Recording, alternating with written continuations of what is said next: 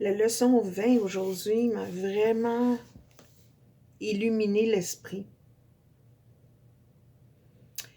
La leçon 20 dit « Je suis déterminée à voir » et j'ai réalisé à quel point je l'étais.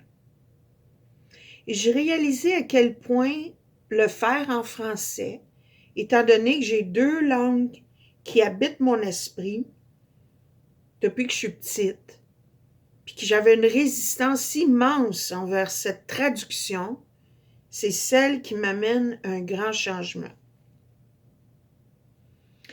Et je ne vais pas toute lire la leçon, elle est en ligne, un cours en miracle, leçon 20. Le titre, c'est « Je suis déterminée à voir » et je suis déterminée à voir. L'importance cruciale du renversement de ta pensée. La libération du monde en dépend. Et j'ai remplacé le mot « le salut » parce que ce mot-là me dérange. Et je vais te dire où ça m'a amené pour me donner de la paix. Quand tu es déterminé à voir, l'esprit, la conscience universelle, elle t'aide. Une chose est claire, c'est que, et ça le dit dans la leçon, tu veux être heureux. Tu veux la paix. Ton esprit, dans le moment, est totalement indiscipliné. Et tu ne peux pas distinguer entre la joie et le chagrin, le plaisir, la douleur, l'amour, la peur. Tu apprends maintenant comment les distinguer. Ta décision de voir est tout ce que la vision de voir vraiment requiert. Ce que tu veux est à toi. Et c'est une phrase importante. Ce que tu veux est à toi. Te rappeler tout le long de ta journée que tu veux voir. Mais quand on dit tu veux voir ce qui est vrai. Alors, à la fin, ça dit de répéter l'idée lentement et positivement 2 fois par heure aujourd'hui. Ça nous dit pourquoi ça ne nous demandait pas ça avant les leçons 1 à 19. Ça voulait pas nous faire mettre de la pression. Ça voulait, je pense, qu'on s'introduise à ce travail, à ce cours, doucement.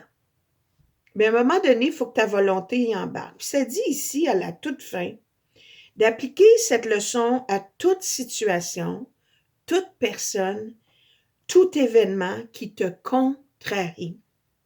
Tu peux les voir différemment et tu le feras. Ce que tu désires, tu le verras.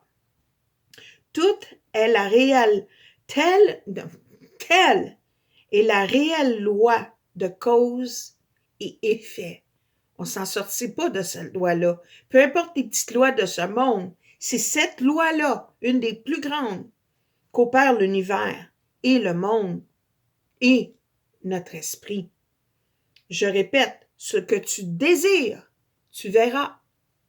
Telle est la réelle loi de cause et effet, comme elle opère dans le monde. Et là, évidemment, j'ai fait la leçon en anglais, j'ai fait des choses, j'ai prié, médité, je fais un tas de choses et j'ai cherché quelque chose, j'ai oublié pour comment je me suis amenée à l'introduction, qui est étrangement dans un cours en miracle à la fin. C'est à la page 79 du manuel pour enseignants, qui est la 3e partie d'un cours en miracle. Et ça dit, l'introduction dit, ceci n'est pas un cours de spéculation philosophique. Il n'en est pas plus le souci d'une terminologie précise. Ça m'a tellement aidé parce que je passe mon temps à juger les mots. Faut pas faire de soucis avec la terminaison précise. Là, je le comprends. Son seul souci est la correction de perception. C'est le seul souci du cours.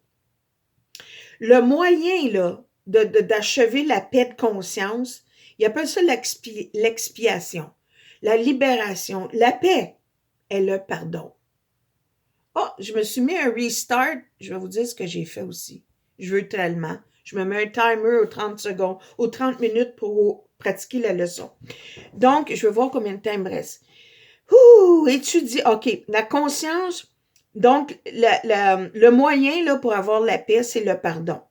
La structure de la conscience individuelle n'a essentiellement pas d'importance parce que c'est un concept. Puis, il dit, étudier l'erreur mène pas à la correction. C'est ce que la psychologie d'aujourd'hui fait. Étudie les processus de l'ego, étudie l'erreur, alors qu'on ne va pas à la source. La médecine fait la même chose. Elle traite les effets, elle ne va pas à la source. Et la vraie loi, c'est cause et effet. La cause est toujours dans la conscience, dans l'esprit. Donc, tous les termes, et ça m'a aidé, peuvent prêter à controverse. Tous les termes. Et ceux qui cherchent la controverse le trouveront. Allô? Ils doivent toutefois, et tous ceux qui cherchent la controverse le trouveront. Or, ceux qui cherchent une clarification le trouveront aussi. Ils doivent toutefois être désireux de passer par-dessus la controverse en reconnaissant que c'est une défense contre la vérité sous la forme d'une manœuvre dilatoire. Ce qu'on cherche ici, là, c'est une expérience universelle, le cours le dit, et non comme c'est pas un système de pensée, ça n'a rien à voir avec la religion, ça cherche pas à conditionner notre esprit, ça veut nous amener à une expérience universelle. C'est vers cette expérience que le cours est dirigé. Il utilise les mots et pas le choix. Un livre doit utiliser des mots, lesquels sont symboliques et ne peuvent exprimer que ce qui se trouve au-delà des symboles. Pas capable. Tu peux pas expliquer ce qui est sans utiliser des mots, mais les mots sont limités parce qu'ils sont inventés par l'homme. Il n'y a que l'ego qui pose des questions parce qu'il n'y a que l'ego qui doute. Et ça dit ici, c'est tellement important. L'inventivité et l'ingéniosité, là, ce sont des attributs de l'ego. En anglais, ce qui n'est pas en français, ça nous dit « Science is nothing more than an approach to what already is ». Et ça, je l'ai compris, ça fait longtemps. La science fait juste reconnaître ce qui existe déjà, puis on fait reproduire ça sur la Terre. Les inventeurs, ils n'ont rien inventé. Les ingénieux c'est pas des génies. Ils font juste représenter ce qui existe déjà. Ils vont chercher dans le cosmos puis ils l'amènent sur la Terre. Le cloud, exemple, c'est la conscience qui est une. Donc, tout ça fait en sorte, le cours est simple, mais notre ego cherche à compliquer les choses. Moi, je veux voir vraiment. Et c'est ça la leçon aujourd'hui. Il faut être désireux, vraiment dans l'âme. C'est ça la volonté. Moi, que la volonté de la vérité soit faite en moi, sur la terre, comme au ciel, la conscience universelle.